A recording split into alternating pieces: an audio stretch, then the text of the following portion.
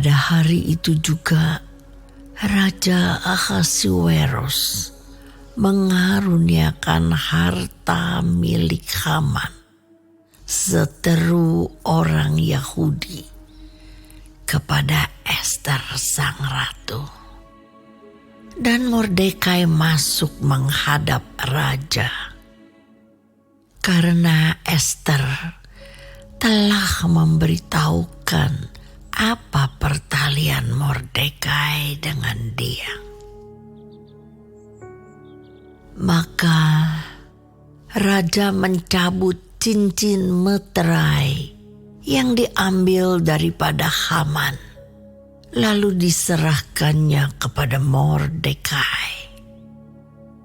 Dan Mordekai diangkat oleh Ester menjadi kuasa atas harta milik Haman.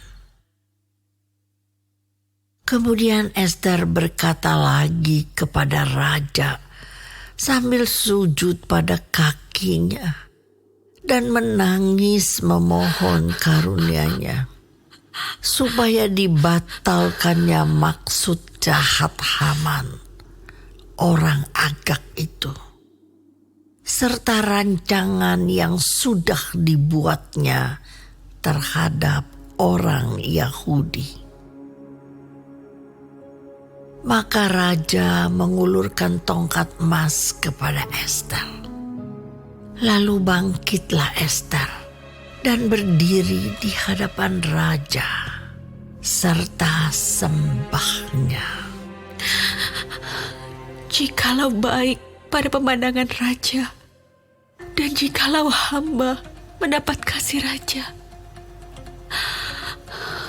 dan hal ini kiranya dipandang benar oleh raja, dan raja berkenan kepada hamba, maka hendaklah dikeluarkan surat titah untuk menarik kembali surat-surat yang berisi rancangan Haman bin Hamedata, orang Agag itu,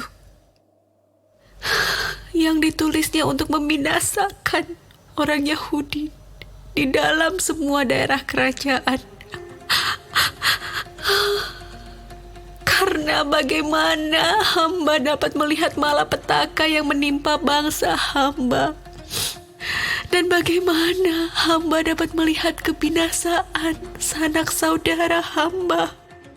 Maka jawab Raja Ahasuerus kepada Ester sang ratu, serta kepada Mordekai orang Yahudi itu, harta milik Haman telah kukaruniakan kepada Ester, dan Haman sendiri telah disulakan pada tiang, karena ia sudah mengacungkan tangannya kepada orang Yahudi.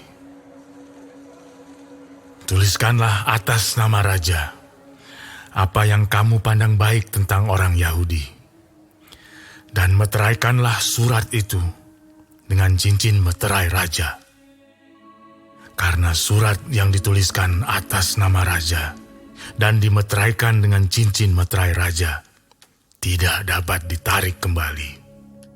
Pada waktu itu juga dipanggillah para panitera raja dalam bulan yang ketiga, yakni bulan Siwan, pada tanggal 23, dan sesuai dengan segala yang diperintahkan Mordekai, ditulislah surat kepada orang Yahudi dan kepada para wakil pemerintah, para bupati, dan para pembesar daerah dari India sampai ke Ethiopia, 127 daerah, kepada tiap-tiap daerah menurut tulisannya, dan kepada tiap-tiap bangsa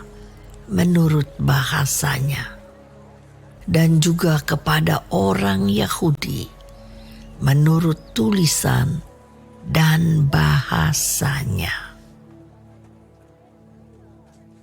Maka ditulislah pesan atas nama Raja Ahasuerus dan dimeterai dengan cincin meterai raja. Lalu dengan perantaraan pesuruh-pesuruh cepat yang berkuda, yang diternakan di pekudaan, dikirimkanlah surat-surat yang isinya Raja mengizinkan orang Yahudi di tiap-tiap kota untuk berkumpul dan mempertahankan nyawanya, serta memunahkan, membunuh atau membinasakan segala tentara, bahkan anak-anak dan perempuan-perempuan dari bangsa dan daerah yang hendak menyerang mereka, dan untuk merampas harta miliknya. Pada hari yang sama di segala daerah Raja Ahasuerus, pada tanggal 13 bulan yang ke-12, yakni bulan Adar. Salinan pesan tertulis itu harus diundangkan di tiap-tiap daerah, lalu diumumkan kepada segala bangsa. Dan orang Yahudi harus bersiap-siap untuk hari itu akan melakukan pembalasan kepada musuhnya. Maka dengan terburu-buru dan tergesa-gesa, berangkatlah pesuruh-pesuruh cepat yang mengendarai kuda kerajaan yang tangkas itu atas titah raja, dan undang-undang itu dikeluarkan di dalam benteng Susan. Dan Mordekai keluar dari hadapan raja dengan memakai pakaian kerajaan daripada kain ungu tua dan kain lenan, dengan memakai tajuk emas yang mengagumkan, serta jubah daripada kain lenan halus dan kain ungu muda. Maka kota Susan pun bertempik soraklah dan bersukaria.